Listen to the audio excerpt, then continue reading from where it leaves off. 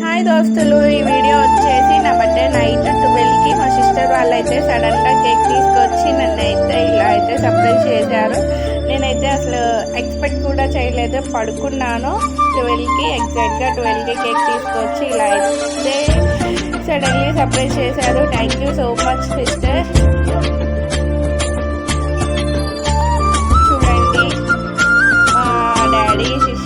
Birthday ఇలా అయితే నాకైతే సర్ప్రైజ్ చేశారు. నేనైతే ఇంకా బర్త్డే రోజు ఇలా అయితే రెడీ అయ్యి రీల్స్ అయితే చేశాను. నా రీల్స్ ఎలా ఉన్నాయో కామెంట్ చేయండి.